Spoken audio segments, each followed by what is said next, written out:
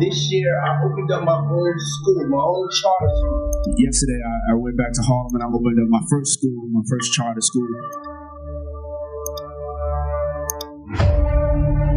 Yeah, we're teaching y'all with intention to go out and to be leaders. You're also focused on opening your school in Harlem. Yes. Why was this something that you needed to get done now?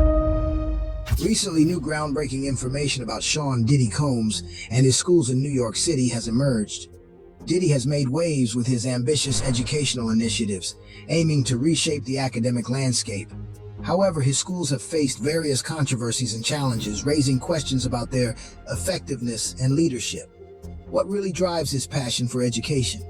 How do these schools impact the community? Join us as we explore what the FBI found inside Diddy's school changes everything. Sean Diddy Combs is famous not only for his music career, but also for his business ventures and philanthropic work. One of the most important contributions he has made is the establishment of Capital Preparatory Schools in New York. These schools aim to provide quality education to communities that often struggle with a lack of resources.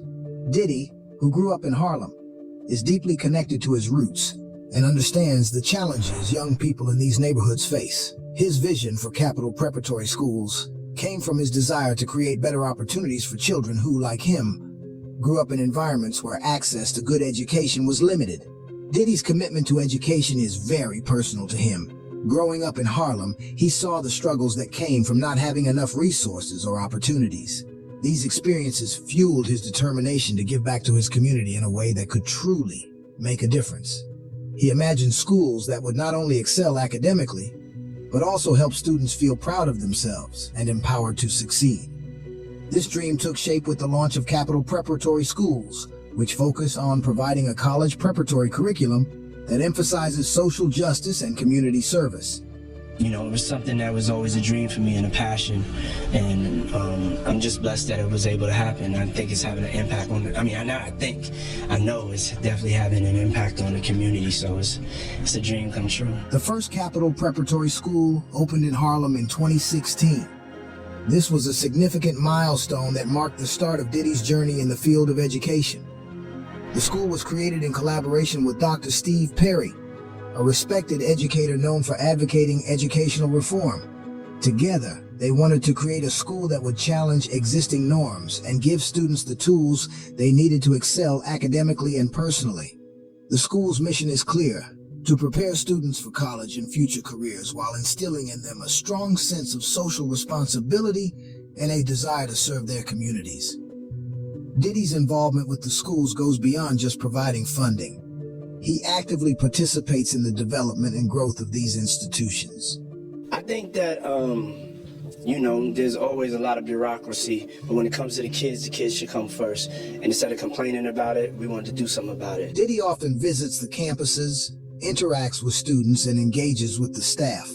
His presence is not just symbolic, it serves as an inspiration for many students who look up to him as a role model.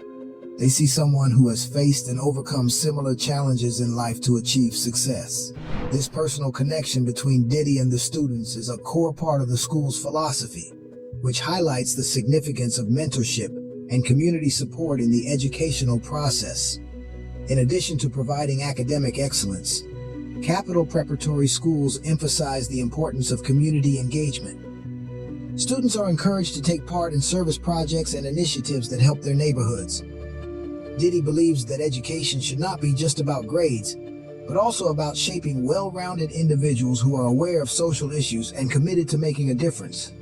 Through his efforts, Diddy is working to ensure that young people in his community can dream big and pursue their goals without the barriers that often hold them back. By fostering a supportive environment where students can thrive, Diddy is not only changing lives, but also inspiring a new generation to believe in their potential. I think, that in this life, that has to be a choice. I think the most important part for us was our kids that were coming out of our communities, they weren't even ready to go to college. Diddy's dedication to education is commendable, but can a vision alone overcome the challenges faced by Capital Preparatory Schools? What happens when the reality of a school's environment clashes with its lofty goals? Sean Diddy Combs has recently been facing a lot of challenges due to multiple lawsuits against him. Amid these troubles, His charter school in East Harlem, known as Capital Preparatory School, is also in the spotlight for negative reasons. Parents, students, and staff have come forward to share their experiences about the problems they have encountered at the school, painting a picture of dysfunction and strictness. Capital Prep was co-founded by Diddy in 2016, aiming to provide a strong college preparatory education for students from grades 6 to 12. The school's mission was to create engaged citizens for social justice. However, things have not gone as planned. Following the misconduct lawsuits filed against Diddy by 4 women at the end of 2023, the school decided to cut ties with him. This decision led to many troubling details about the school coming to light. Reports indicate that 14 individuals have shared stories of chaos within the school. There have been many instances of high teacher turnover, which has resulted in students spending hours in the lunchroom instead of receiving proper education. The school has seen a lack of leadership, with 7 different principals or interim principals over the past 7 years. This instability has affected students significantly, leaving them in unsafe environments. The school has faced shortages of essential resources. For instance, students have reportedly had to deal with a lack of chairs and computers. Poor record keeping has led to mistakes with grades, transcripts, and test data. Moreover, fights have become a common occurrence and school-wide lockdowns are frequent, creating a culture of fear among both students and staff. A former teacher described the environment stating, "It was not a safe building to be in." The situation escalated to the point where students from other schools would often jump students from Capital Prep at dismissal, adding to the overall anxiety of attending the school. While Diddy was supposed to play a motivational role for the students, he rarely spent time at the school.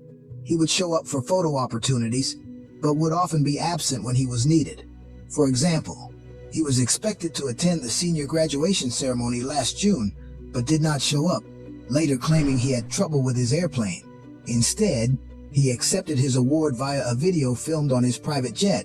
One parent expressed disappointment. We want them to be able to have that decision, and we're proud that 100% of our students go on to 4-year college, get accepted to 4-year colleges. Saying that Diddy was meant to be an inspiration for the children, particularly coming from a similar background, but he failed to fulfill that role. Parents believed they were giving their children the best chance for success by enrolling them in a school backed by notable supporters like Ellen DeGeneres, who donated $50,000. The board included influential figures such as a host from The View, one of Dapper Dan's daughters, and a well-known self-help author. A parent, Shakimia Harris, voiced her hopes for the school, expressing the desire for a united effort to provide quality education to Black and brown children. However, many parents have begun to challenge the school's claims of achieving 100% acceptance rates into 4-year colleges. Current state data indicates that the graduation rate is around 70%, and many graduates feel unprepared for college. A teacher noted that many students are not performing well enough to succeed in higher education, stating, "These are kids who are barely passing. You're not helping them by sending them to these 4-year colleges." In response to the allegations from students, parents, and faculty, Capital Prep has denied the claims, stating that they are saddened by the negative feedback. Shanique Costin, the Director of Communications and Development for the school, mentioned that while they acknowledge some dissatisfaction, they firmly believe that many of the accusations are false. The stories shared by parents, students, and former staff members reflect deep concerns about the school's environment, leadership, and the well-being of the children it serves. The situation at Capital Prep raises important questions about accountability, support, and the future of education for its students. While the turmoil at Capital Prep raises pressing questions about the quality of education and leadership, how did the challenges intensify during the pandemic? What impact did this have on students' learning experiences? Next, we will dive into the voices of former employees who broke the silence about these issues. The challenges faced by students and parents at Capital Prep have been a significant concern, particularly heightened by the pandemic that began in 2020. When schools closed their doors and moved to online learning, both teachers and students struggled to adjust. Attendance dropped, and many students missed out on crucial lessons. As the situation continued into 2021, conditions at the school deteriorated further.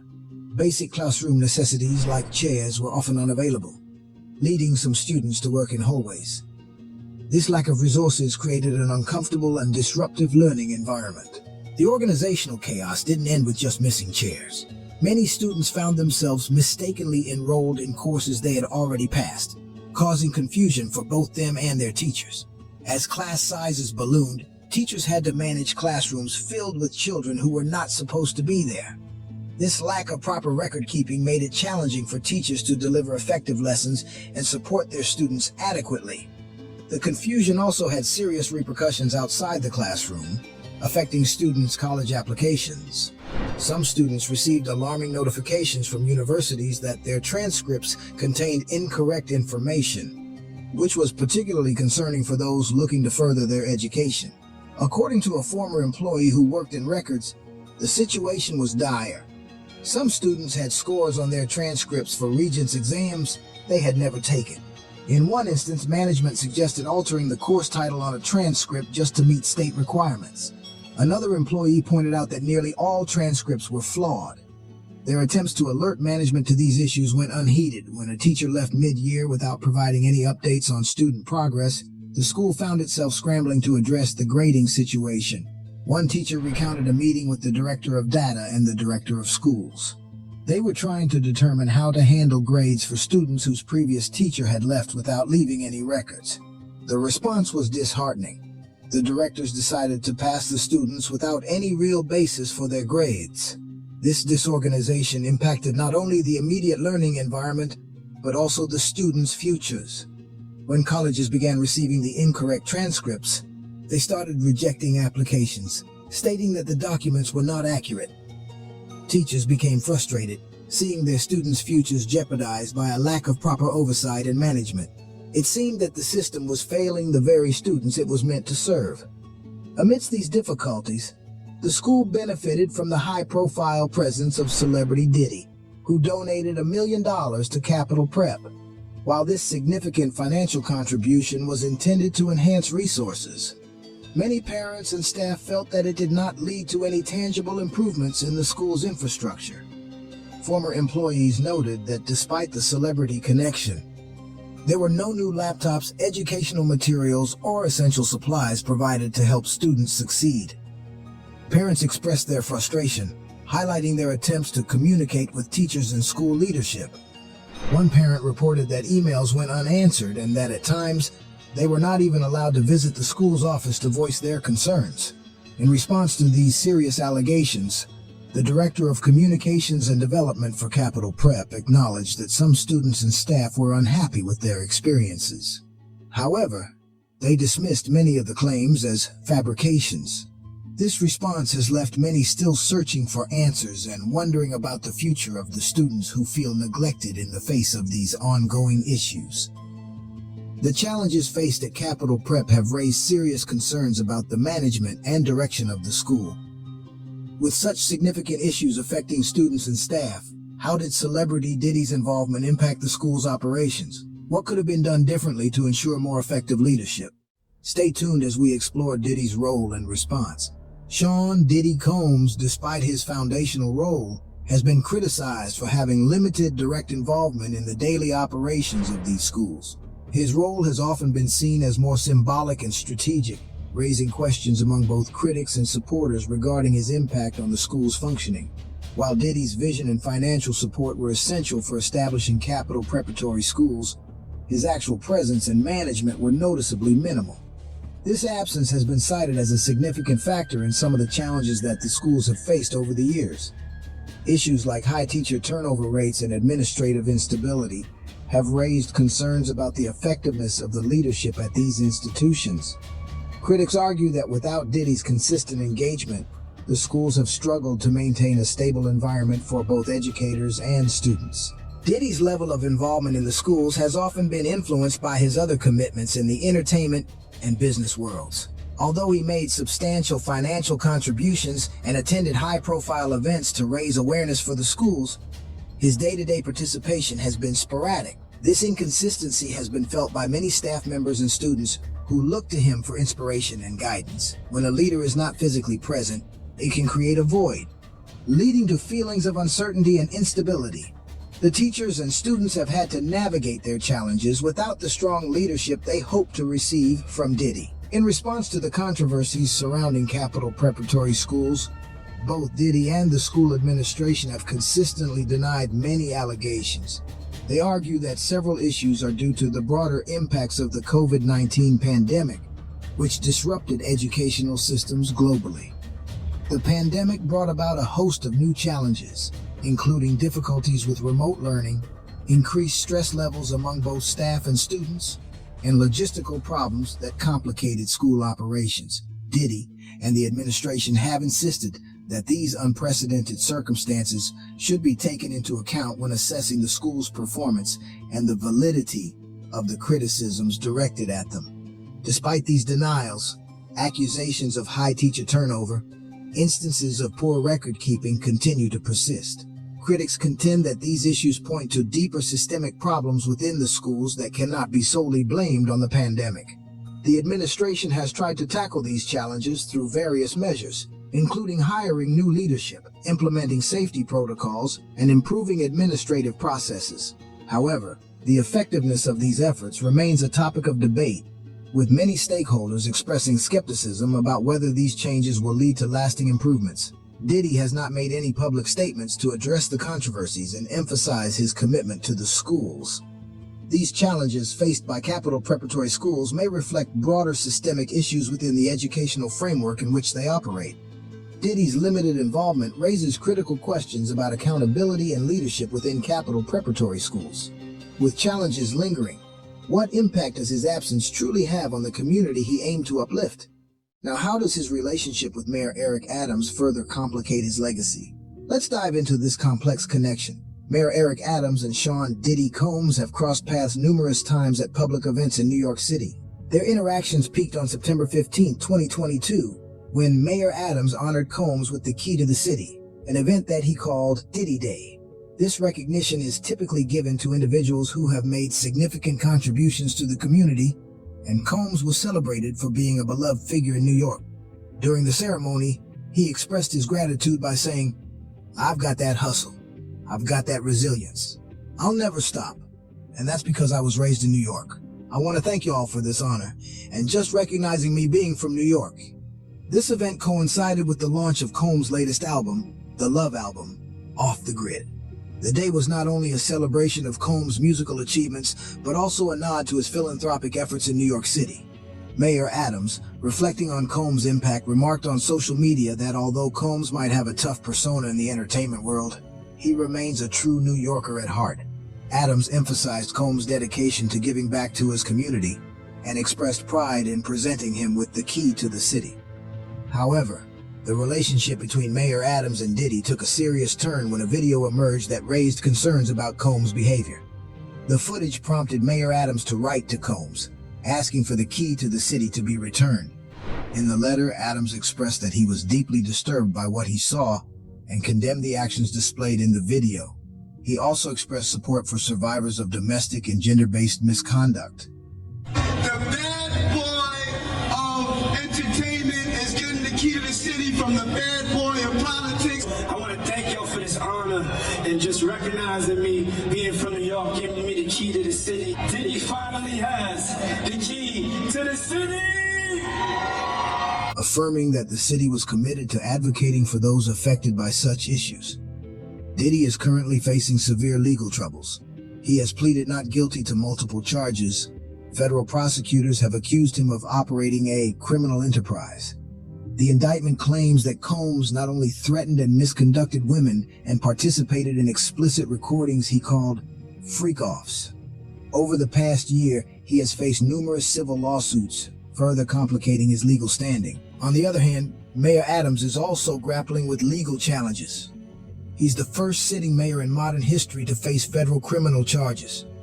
The 5-count indictment unveiled by U.S. attorneys in the Southern District of New York accuses him of soliciting illegal contributions for his 2021 mayoral campaign. Adams has responded by denying all wrongdoing, stating he was not surprised by the charges against him. The connection between Diddy and Mayor Adams has become more intricate with recent developments. Gene Deal, a former bodyguard for Diddy, claimed that the investigation into Adams had a ripple effect that led to the criminal case against Diddy. He suggested that as authorities looked into the mayor's alleged misconduct, they also began to focus on Combs' actions due to ongoing civil lawsuits. Deal hinted that there might be a deeper link between the two men's legal predicaments, asserting that the investigations overlapped in a significant way. One of the most disturbing problems in our world today is human trafficking. It's a very strange place, Hollywood. It's an odd place.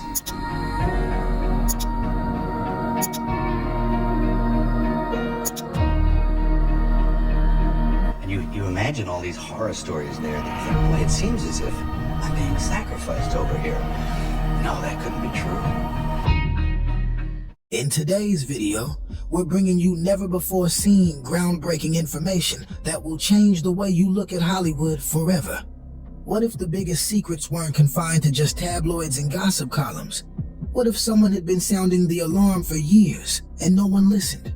We're diving deep into a story that's been hiding in plain sight, far beyond the typical celebrity scandals and studio drama. This isn't just about fame or fortune. We're talking about the bigger picture. The unseen forces pulling the strings behind the glamorous facade of the entertainment world. And one man, Mel Gibson, has been pointing toward these unsettling truths long before anyone dared to notice. Mel Gibson's Hollywood criticism and public statements. Mel Gibson has never been shy about voicing his thoughts on Hollywood, and for years he has pointed out what he sees as the industry's deep-rooted problems. His criticisms have often landed him in the spotlight, not just for his artistic achievements, but for his bold and controversial comments on the entertainment world's power dynamics. You can't let it get you, because you have to make a deal with everyone else, and it's almost unspoken that you are going to be fucked over at some point. One of Gibson's more consistent messages has been the idea that Hollywood is not just an entertainment hub, but a place where moral and ethical lines are crossed. He has accused the industry of promoting values that conflict with traditional norms, and he's often taken aim at what he perceives as its corrupt core. This isn't just about the films being produced, but also the culture behind the scenes. For years, Gibson has hinted at an elite within Hollywood, an interconnected group of individuals who control careers, manipulate outcomes, and push agendas. And no matter how strong you are, when you come in off the farm with those convictions and a certain line of attack, no matter how strong you are going to be affected by this place. Gibson's outspokenness dates back to the late 1990s when he began to publicly distance himself from mainstream Hollywood. As early as 1998, during an interview with director Mike Figgis, Gibson spoke about his frustrations with the industry's manipulation of talent and creativity. He described Hollywood as a place where the wrong people get ahead, thanks to backdoor dealings and shady politics, a sentiment he has echoed in various interviews over the years. You are going to make this film last forever, and this is take a cultural change. If we were to get rid of trafficking, abortion, just killings. Perhaps one of the most defining moments in Gibson's career came with the release of The Passion of the Christ in 2004. The film, which faced harsh criticism from Hollywood for its religious themes, was a pivotal moment that deepened Gibson's estrangement from the industry. He claimed that Hollywood elites opposed the film not because of its artistic merit, but because of its message, which conflicted with the secular values of the industry. This was a major turning point in his career, further reinforcing his belief that Hollywood was more concerned with pushing its own ideological narrative than supporting diverse voices. In more recent years, Gibson has linked Hollywood's problems to larger societal issues, and his comments have only become more pointed. He has made veiled references to corruption within the industry, hinting at inappropriate behavior among the powerful, without always providing concrete examples. These allegations have been part of Gibson's broader narrative about the hidden dark side of the entertainment world, where control and influence reign supreme. Although Gibson has faced backlash, including accusations of bigotry and anti-Semitism, he has remained resolute in his views about the corruption that permeates the industry. His stance has cost him friends and professional connections, but he continues to speak out, with his criticisms occasionally resurfacing when major Hollywood scandals come to light. At the heart of Gibson's narrative is the belief that Hollywood has drifted away from its core purpose, creating meaningful art, and is now controlled by powerful individuals who are more interested in maintaining their influence than fostering creativity. This perspective, coupled with his belief in moral decay within the industry, sets the stage for deeper conversations about who really runs Hollywood and how much control they wield over public perception. If Mel Gibson's claims about Hollywood elites are even partially true, how deep does this corruption go? Could figures like Diddy, with their power and influence, be part of this network that Gibson has hinted at for years? Diddy and the Hollywood connection. While Mel Gibson's direct ties to Sean Diddy Combs are not widely discussed, the connections between the two are linked by their shared experiences within Hollywood's power structures. Diddy, a prominent figure in both the music and entertainment industry, has wielded substantial influence, with his career shaping major cultural moments. However, beneath the surface of Diddy's success are stories of controversy and behind-the-scenes dealings that have fueled speculation about his role in Hollywood's elite circles. Diddy's rise to fame began in the 1990s, especially after the success of his record label, Bad Boy Records. Through signing major acts like the Notorious Big and Faith Evans, Diddy cemented himself as a mogul within the music industry. But as his career progressed, his influence extended into Hollywood, where he began rubbing shoulders with powerful figures beyond the realm of music. This is where his narrative intersects with Gibson's broader critique of Hollywood's elite, as both men have navigated industries often shaped by secrecy and control. Over the years, Diddy has faced allegations of misconduct, ranging from financial improprieties to more personal scandals. Some of these accusations suggest that Diddy has used his power to maintain control over his empire and those within his orbit. These allegations echo the type of elite corruption that Gibson has often hinted at in his discussions of Hollywood. The two, in their own ways, have been entwined in the same circles that Gibson claims are rife with manipulation and moral decay. Moreover, in recent years, Diddy's involvement in high-profile lawsuits has brought even more attention to his behind-the-scenes activities. Allegations and legal battles have swirled around Diddy, especially with reports linking him to exploitation and misconduct. While these allegations remain largely unproven, they highlight the darker undercurrents that Gibson has warned about for years within Hollywood and other elite institutions.